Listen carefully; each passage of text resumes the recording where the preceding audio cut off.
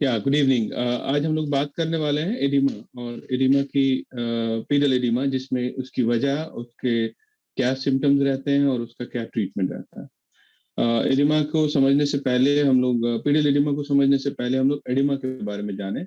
Oedema कहते हैं swelling of body parts की, जैसे जो कि किसी चोट या किसी सूजन की वजह से होती है।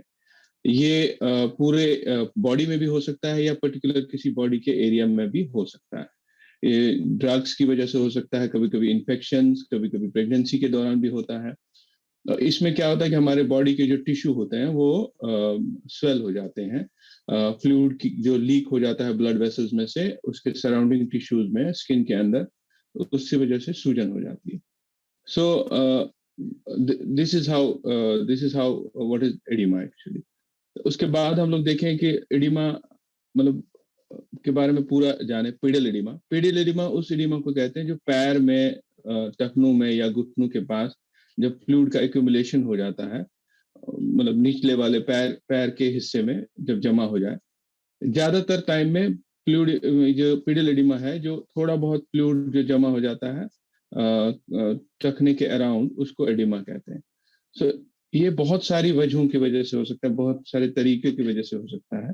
पेरिलेडिमा, मतलब जैसे कि पेरिलेडिमा होता है कि पैर और टांग की वेसल्स जो है वो थोड़ी ज्यादा देर हम लोग खड़े रहे थे, उसकी वजह से सूजन आ जाती है। या हम लोग एक ही जगह पे बैठे भी रहें बहुत लंबे टाइम तक, उसकी वजह से भी स्वेलिंग आ सकती है। कभी कभी कोई कोई मेडिकल कंडीशन की वजह से भी पैरों में सूजन आते हैं। तो इस सूजन का ट्रीटमेंट भी उसी हिसाब से होता है, या ट्रीटमेंट की जरूरत है या नहीं है, वो डिपेंड करता है कि ये सूजन किस वजह से होती है। तो अब हम लोग जाने कि ज्यादातर क्या रीजंस है इस एडिमा को होने के। मेनली स्वेलिंग जो होती है, कभी कभी कुछ लोगों में जो थोड़े से ओवरवेट होते हैं, उनमें क्या होता है कि फ्लूइड का जो एक्यूमुलेशन होता है नीचे वाले टांग में या एंकल्स में, उसके अराउंड में एक्सेस बॉडी मास की वजह से फ्लूइड जमा हो जाता है। दूसरा होता है बहुत देर तक खड़े रहने से या बहुत देर तक बैठे रहने से मसल्स इनएक्टिव हो जाते हैं, जिसकी वजह से वो बॉडी के जो फ्लूइड्स है वो इजीली पंप आउट नहीं हो पाते हैं, जिसकी वजह से स्वेलिंग आ जाती है बॉडी में। और ये एडिमा जो है, ये कभी कभी सीरियस साइन भी हो सकता है किसी मेडिकल प्रॉब्लम का भी। तो वो उसके लिए हम लोग को सतर्क हो जाना है। तो जैसे एक एक सीरियस कंडीशन है जिसमें बॉडी ब्लड क्लॉट जमा हो जाता है पैरों के नाड़ियों में। सो इसमें क्या होता है कि कुछ कुछ आर्टरीज जो है, कुछ जो हमारी ब्लड वेसल्स होती हैं, उसमें से ब्लड क्लॉट बन सकता है कुछ बीमारियों की वजह से, जिसकी वजह से वहाँ पे जो ब्लड का फ्लो है वो डिक्रीज हो जाता है, और जिसकी वजह से अल्टीमेटली स्वेलिंग आ सकती है। कभी कभी इंजरी या किसी इन्फेक्शन की वजह से भी पैरों में सूजन आ सकती है। कभी कभी एक टर्म होती है जिसको बोलते हैं वेनस इनसफिशिएंसी, यानी कि जो बड़ी और छोटी नसें होती है वो कमजोर हो जाती है या डैमेज हो जाती है।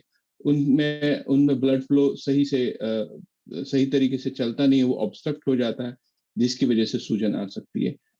एक कंडीशन को हम लोग कहते हैं प्री एक्लेम्सिया, जो कि प्रेगनेंसी के दौरान होती है, जिसमें ब्लड प्रेशर बेहद बढ़ता है, और उस ब्लड प्रेशर ज्यादा होने की वजह से ब्लड सर्कुलेशन में डिस्टर्बेंसेस आती है, जिसकी वजह से स्वेलिंग आ सकती है पैर में, फेस पे या हाथों पे भी।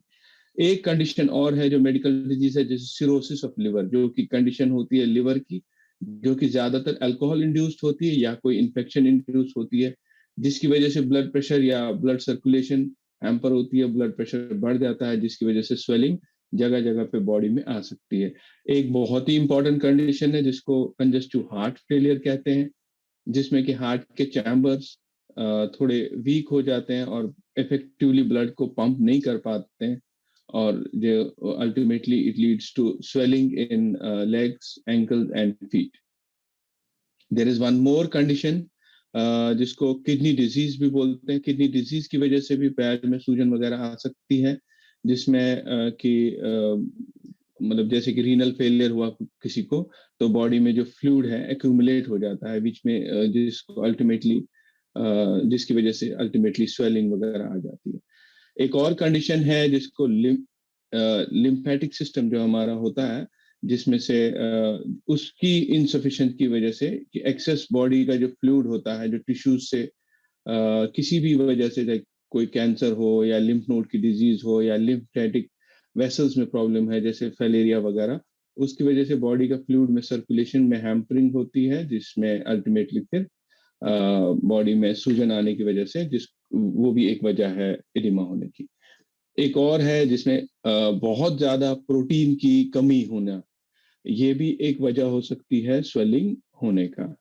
तो इसको हम लोग कैसे आइडेंटिफाई करें, सबसे इंपॉर्टेंट है। तो सबसे पहले ये है कि हम लोग को अपने डॉक्टर्स की एडवाइस लेनी चाहिए। सॉल्ट इंटेक कम से कम रखना चाहिए, क्योंकि सॉल्ट इंटेक से ही फ्लूइड का एक्यूमुलेशन बढ़ता है और जिसकी वजह से एडिमा हो सकता है।